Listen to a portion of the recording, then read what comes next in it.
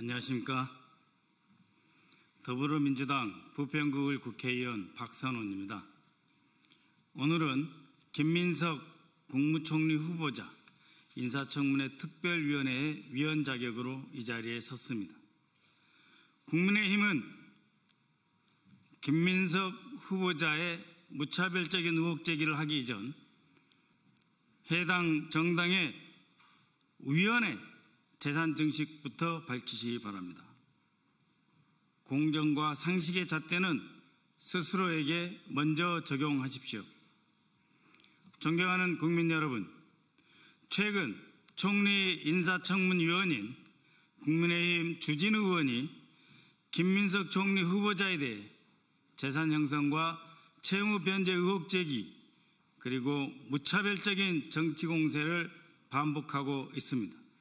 마치 자신은 아무런 죄가 없느냐, 아무런 흠결이 없느냐, 도덕적 우위를 자처하며 심판의 칼날을 휘두르는 듯 합니다.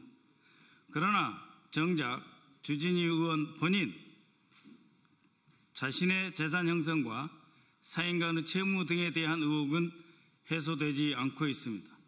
오늘 이 자리를 통해 몇 가지 점을 분명히 지적하고자 합니다. 2024년 4월 26일 기준 공직자 재산 신고상 주진우 의원 본인 재산은 엄청납니다. 본인과 가족 명의로 신고된 재산 액수가 무려 총 70여 원에 해당합니다. 자그마치 김민석 후보자의 35배, 3,500%에 해당하는 어마어마한 액수입니다. 이 중 부동산은 약 40억 원, 예금과 현금, 주식 등 동산이 물경 31억 원, 차량이 1억 원 등입니다.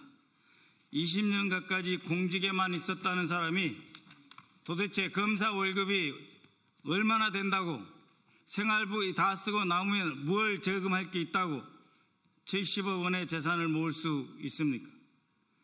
김민석 후보자 가족 전체 재산은 약 2억 원인데 주진우 의원 가족 재산은 작년 7개월 동안 단 7개월 동안 2억 4천만 원이 늘었습니다. 김민석 후보자 가족 재산 전부인 2억 원의 120%에 해당하는 돈을 단 7개월 만에 불린 것입니다.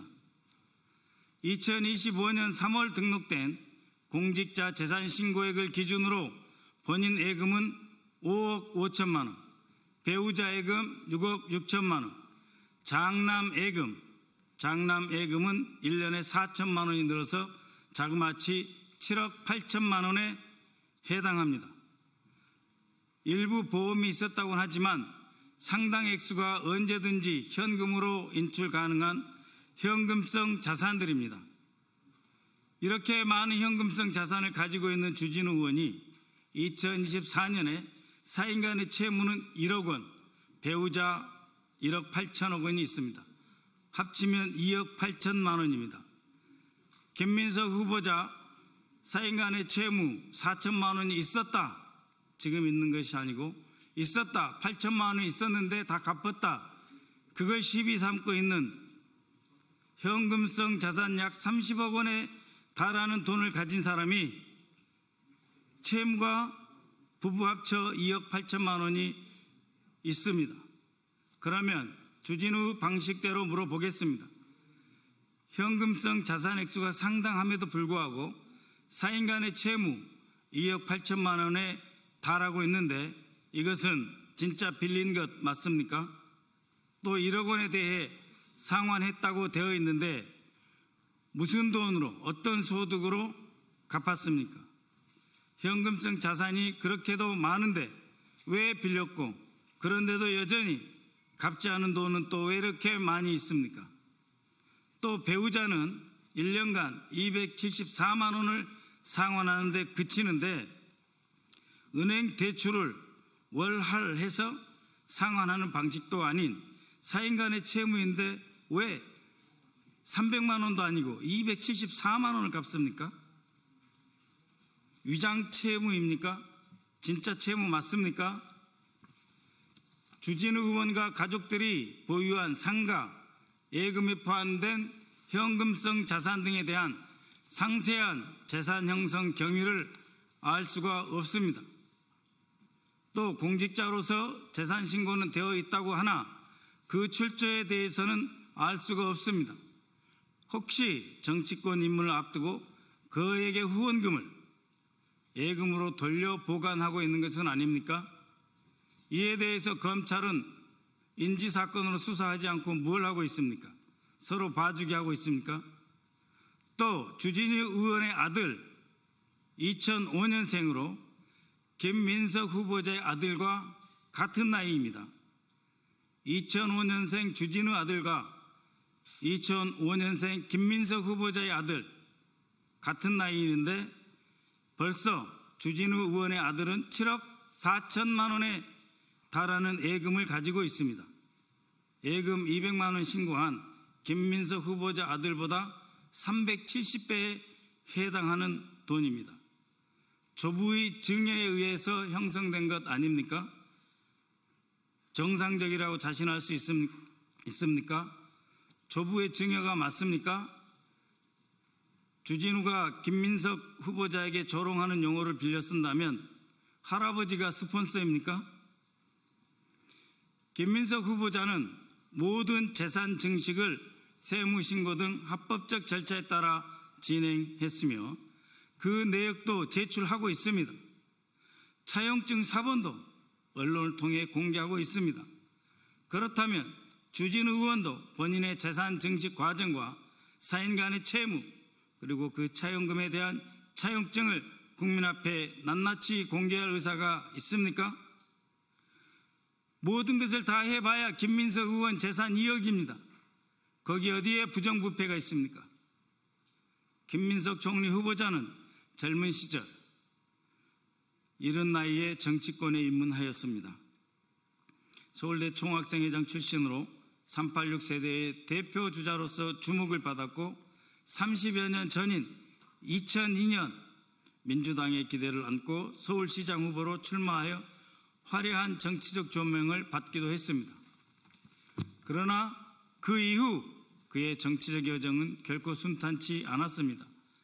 젊은 시절 시작한 정치였지만 그 누구보다도 험난한 가시밭길을 걸었습니다. 오늘 총리 후보자 자리는 그 지난한 세월 동안 스스로 역경을 이겨내고 극복한 과정에서 쌓아올린 노력의 결과물입니다. 정치자금 문제로 시련을 겪었고 표적 사정과 과중한 세금 압박으로 경제적 고통이 수년간 이어졌습니다. 전세금을 털어서 추징금을 갚고 매달 숨막히는 그 무거운 중가산세에 시달리며 신용불량자 신세까지 떨어졌습니다. 낙선과 정치 복귀를 반복하며 수많은 좌절과 실패를 맛보아야 했습니다. 화려하게 시작했지만 결코 쉽지 않았던 시간들, 그 시간 속에 누구도 김민석 후보자가 정치적으로 재기할 수 있을 것이다 라고 생각조차 하지 못했을 그럴 시간들이었습니다. 그러나 포기하지 않고 묵묵히 견뎌 마침내 국민 앞에 다시 선 사람, 그것이 오늘 우리가 바라보는 김민석 총리 후보자의 모습입니다. 그 긴 시간 동안 그는 누구보다 외로웠습니다. 정치적 후광 없이 거대한 조직이나 스폰서에 기대지 않고 스스로 버텨냈습니다. 주변 지인의 인간적 도움 이외에 기댈 곳조차 없었습니다. 정치적 미래가 불투명한 시기에도 끝까지 책임을 회피하지 않고 모든 추징금과 세금을 완납하며 자신과 가족을 지키기 위해 싸워온 사람입니다. 김민석 후보자는 과거 사건에 대해 사법적 심판을 이미 받았습니다. 처벌받을 만큼 받고 고통받을 만큼 받았습니다. 벌금형을 수용하며 법적 책임을 졌습니다. 전세금을 털어가며 2억 원의 추징금을 성실하게 납부했고 동일 사안에 대해 매월 140만 원에 달하는 중가산 증여세도 납부했습니다. 20여 년 가까운 세월 야인으로 지내면서 정치적 책임까지도 졌습니다. 그런 모습을 주진우 의원이 피식하며 웃어 비웃을 수 있습니까? 본인 얘기대로 자기 객관화가 너무 안 되는 것 아닙니까? 수많은 시련과 짐을 온몸으로 감내하며 여기까지 온 총리 후보자의 앞에서 정치적 공세를 위해 스스로 온 매무새를 가다듬을 정도의 정중함은 지켜줘야 하는 것 아니겠습니까? 국민의힘 주진우 의원께 촉구합니다. 정치적 도덕성을 말하려면 스스로의 거울부터 먼저 들여다보아야 합니다. 남의 상처를 발판 삼아서 자신의 정치적 이익을 쌓으려는 저렴한 공격은 국민의 상식과 공감을 얻을 수 없습니다. 김민석 후보자에 대한 무차별적 정치 공세를 중단하고 먼저 본인의 재산 형성, 정치자금, 금전거래, 자녀의 재산 형성 과정에 대해 국민 앞에 투명하게 소상히 밝히십시오. 그 과정에서 이해 충돌은 없었는지 충분히 소명해야 할 것입니다. 공정과 정의는 남을 두들겨 패는 도구가 아닙니다. 자기 자신을 뒤돌아보는 거울이 되어야 할 것입니다. 이상입니다.